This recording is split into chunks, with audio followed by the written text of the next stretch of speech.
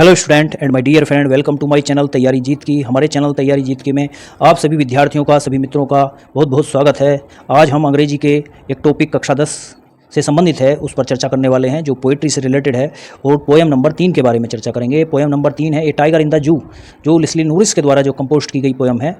लिस्ली नूरिस जो कवित्री हैं उनके द्वारा, लिस्ली नूरिस जो कवि हैं उनके द्वारा कंपोस्ट की गई है, रची गई है।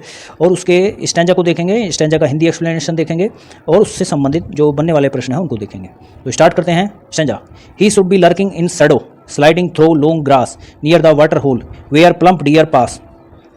टाइगर की जो क्वालिटीज़ हैं उनके बारे में जो यहाँ पर एक्सप्लेन किया गया है। क्या बताया गया है? ये बताया गया है he should be lurking in shadow sliding through long grass near the water hole where plump deer pass.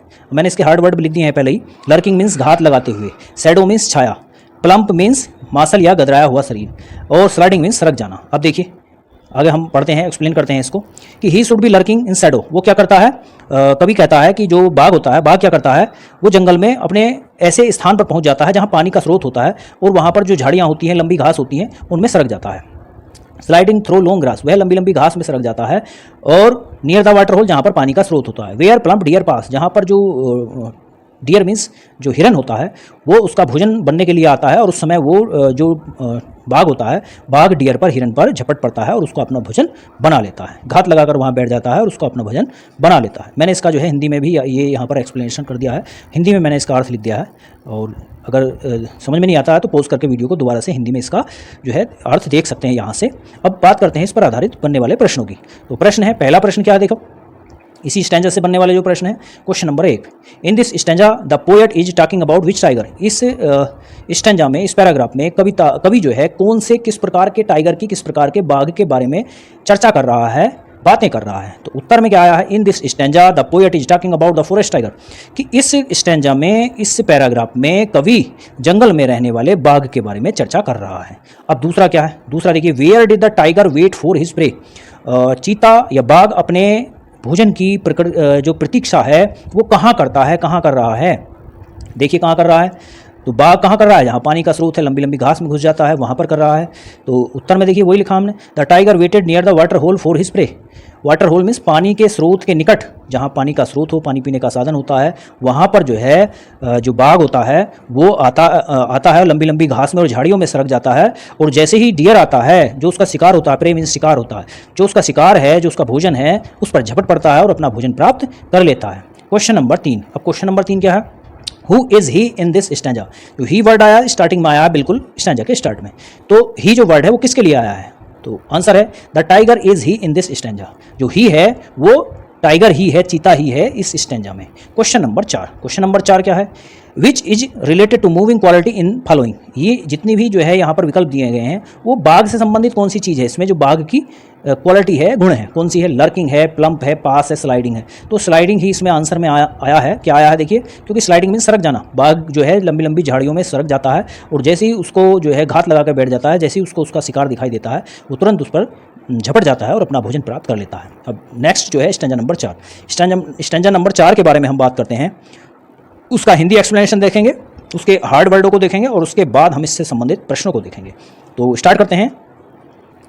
But he's locked in a concrete cell, his strength behind bars, stalking the length of his cage, ignoring visitors.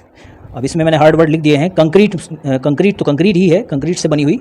Strength means शारीरिक शक्ति या शारीरिक बल, ignoring means अनदेखा कर देना, और स्टाल्किंग means जो है होता है शान से चलना। ये करके जो है शान से चलना है, ये मिसप्रिंट हो गया है, शान से चलना। देखते हैं हिंदी अनुवाद। But his locked in a concrete cell. बाघ क्या है? बाघ जो है एक कंक्रीट के सेल में बंद है। कंक्रीट मतलब बहुत ही शक्तिशाली एक ऐसा मजबूत पिंजरा है जिसके अंदर वो बंद है। और कभी उसकी वास्तविक शक्ति के बारे में व्याख्या करते हुए बताता है, हिज स्टैंड बिहाइंड वार्स। उसकी जो शक्ति है वो दीवारों के पीछे कैद कर ली गई है। Stalking the length of his cage. उसका जो पिंजरा है कंक्रीट से बना हुआ है, और उसकी कंक्रीट के मजबूत पिंजरे में उसकी शक्ति को बंद कर दिया गया है। क्योंकि बाघ अभी पिंजरे में ही है, इसलिए उसकी असीमित शक्ति भी पिंजरे में ही बंद है। वह पिंजरे में अपने आगंतुकों को आते हुए देखकर नज़रअंदाज कर देता है और शान से चहलकदमी करता है। Stalking the length of his cage, अपने पिंजरे में ही इधर से उधर चहलकदमी करता रहता है। इग्नोरिंग विजिटर्स, वह आने वाले जो लोग हैं, आगंतुक है, उनको भी नज़रअंदाज करता है और शान से चलता है बिना किसी भय के। आगे देखेंगे इससे संबंधित क्वेश्चन। स्टेंजा जो बेस्ड क्वेश्चन है, question number 1, was the tiger ignoring the visitors, क्या जो चीता है हमारा वो अनदेखा कर देता है जो आने वाले आगंतुक हैं, उन आगंतुकों को? उत्तर देखेंगे yes, the tiger was ignoring the visitors. हाँ, जो चीता है, बाघ है, वो क्या करता है, वो आने वाले आगंतुकों को अनदेखा कर देता है। अगला प्रश्न, प्रश्न नंबर 2। प्रश्न नंबर 2 क्या है? प्रश्न नंबर 2 है who is locked in the concrete cell, concrete की जो दीवार है, पिंजरा है, उसके अंदर कौन बंद है? उत्तर, the tiger is locked in the concrete cell, बाघ ही है जो कंक्रीट की सेल में बंद है, कंक्रीट के पिंजरे में बंद है। Question number 3, where was the tiger free, जो चीता है हमारा वो कहाँ पर जो है स्वतंत्र होता है, कहाँ स्वतंत्र घूमता है? कहाँ घूमता है? The tiger was free in the forest, जो चीता है वो जंगल में ही स्वतंत्र होता है, पिंजरे में तो उसको कैद कर लिया जाता है। Question number 4, name the poem of the stanza, इस कविता का नाम क्या है जो जिसका हम स्टेंजा पढ़ रहे हैं? आंसर में क्या आया देखिए, a tiger in the zoo, the name of the poem of the stanza. ये टाइगर इन द जू एक कविता का नाम है जो स्टेंजा से रिलेटेड है। जिस स्टेंजा को हम पढ़ रहे हैं उस कविता का जो नाम है वो टाइगर इन द जू है। ठीक है, ये हम कंप्लीट कर चुके हैं, 2 स्टेंजा अभी हमने कंप्लीट कर लिए हैं। आप सभी स्टूडेंट इनको अपनी कॉपी में नोट डाउन कर लेंगे और जो आने वाला जो बोर्ड की परीक्षा है उसके लिए काफ़ी महत्वपूर्ण है ये चीज़ें, तो आप इसमें आप रिवीजन करते रहिए। और जो हमारा चैनल है तैयारी जीत की, हमारे चैनल तैयारी जीत को आप जो है सब्सक्राइब करिए और इसको जो है आप शेयर करते रहिए। मुझे उम्मीद है आप इस तरह से ही हमारा साथ बनाकर रखेंगे।